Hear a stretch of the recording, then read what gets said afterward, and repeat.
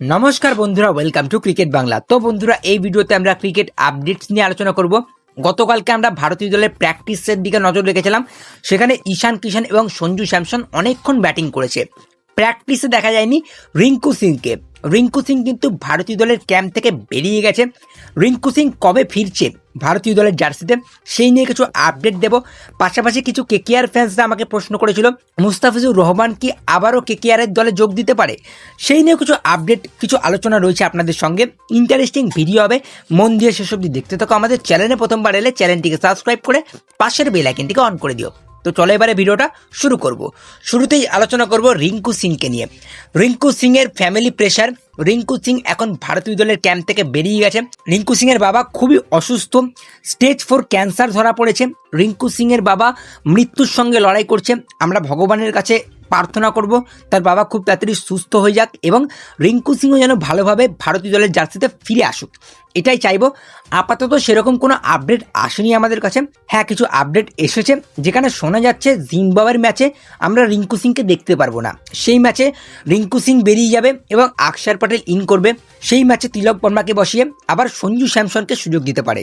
যেহেতু গতকালকে আমরা দেখলাম সঞ্জু স্যামসন অনেকক্ষণ ব্যাটিং প্র্যাকটিস করেছে এবং বুমরা আরশদীপকে ভালোই ব্যাটিং করেছে। তো আমার মনে হয় জিম্বাবুয়ের ম্যাচে সঞ্জু স্যামসনের কাছে আরও একটা সুযোগ রয়েছে। রিঙ্কু সিং কবে ফিরছে তার এখনও পুরোপুরি আপডেট আমাদের কাছে আসেনি। তবে রিঙ্কু সিং যদি জিম্বাবুয়ের ম্যাচ না খেলে, সেখানে হয়তো আকসার প্যাটেলকে দিয়ে সেই ম্যাচটা চালিয়ে দেওয়া যাবে। তবে রিঙ্কু সিং যদি লং টার্মের জন্য ভারতীয় দলে না থাকে, সেখানে ভারতীয় দল শ্রেয়াস আয়ারের দিকে নজর রাখতে পারে।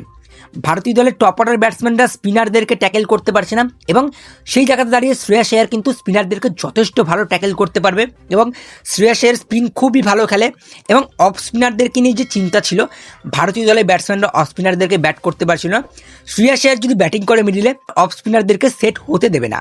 তো শ্রেয়াস আয়ার অবশ্যই একটা ভালো চয়েস হতে পারে যদি রিঙ্কু সিং অ্যাভেলেবেল না থাকে। আর যদি অ্যাভেলেবেল হয়ে যায়, যদি ভারতীয় দলে তাড়াতাড়ি ফিরে আসে, তাহলে তো রিঙ্কু সিংই খেলবে। তো এবারে অনেক কেকেআর ফ্যান্সদের মধ্যে প্রশ্ন ছিল, মুস্তাফিজুর রহমান কি আবারও কেকেআরে ফিরতে পারে? যেহেতু পরিস্থিতি আগের থেকে অনেকটাই ঠিক হয়ে গেছে, বাংলাদেশ টি20 ওয়ার্ল্ড কাপ খেলতে আসেনি, তো এখন মুস্তাফিজুর রহমান কি কেকেআর দলে আবারও যোগদান করতে পারে? দেখো, কেকেআরের হয়ে যোগদান এই সিজনে হয়তো করবে না। একদম 100% শিওর কেকেআরের হয়ে এইবারে মুস্তাফিজুর রহমান খেলবে না। আমরা হয়তো IPL 2027-এ মুস্তাফিজুর রহমানকে দেখতে পারি অন্য দলে। তবে মুস্তাফিজুর রহমান এই এডিশনে তো খেলবে না। পরের সিজনে হয়তো আমরা মুস্তাফিজুর রহমানকে দেখতে পারবো। এই সিজনে কনফার্ম নিউজ, মুস্তাফিজুর রহমান কিন্তু IPL খেলবে না। PSL এ দল পেয়েছে। PSL এ লাহোর কালান্দার্স তাকে 6,44,00,000 টাকার বিনিময়ে কিনেছে। পাকিস্তান রুপিতে 6,44,00,000 টাকার বিনিময়, যেটা ভারতীয় রুপিতে 2,20,00,000। এই টাকার বিনিময়ে কিন্তু লাহোর কালান্দার্স নিচে। অবশ্যই কিন্তু কলকাতা নাইট রাইডার্স তাকে 9,20,00,000 দিয়ে কিনেছিল এবং এত কিছু হওয়ার পরে 7 কোটি টাকার লস হলো মুস্তাফিজুর রহমানের। মুস্তাফিজুর রহমান PSL খেলবে, এইবারে IPL খেলবে না, কনফার্ম নিউজ। তো যারা যারা প্রশ্ন করেছিলেন তারা হয়তো প্রশ্নের উত্তর তোমরা পেয়ে গেছো। মুস্তাফিজুর রহমানের জায়গায় কেকেআর অন্যান্য ফাস্ট বোলারের দিকে নজর রাখছে। আমরা আগেও আলোচনা করেছিলাম, ব্র্যাড ইভেন্সের দিকে নজর রাখতে পারে, ব্লেসিং মুজারবানির দিকে নজর রাখতে পারে। T20 world cup Brad Evans এবং ব্লেসিং মুজারবানি দারুণ কাটছে। ব্লেসিং মুজারবানি দারুণ বল করছে এবং টি20 ওয়ার্ল্ড কাপে ব্র্যাড ইভেন্স ব্যাটের সঙ্গে বলও করে দিচ্ছে। সেই জায়গাতে যখন কেকেআর প্রথম দিকে হার্ষিত রানাকে পাবে না, সেই জায়গাটা ফিল আপ করবে ব্র্যাড ইভেন্স। ব্র্যাড ইভেন্সকেও তারা টার্গেট করতে পারে এবং এছাড়াও কিছু ফাস্ট বোলারের অপশন রয়েছে।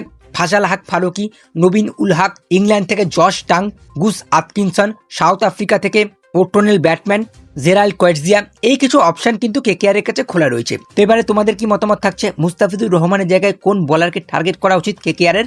আর বাকি তোমাদের কি মতামত থাকছে অবশ্যই জানিও।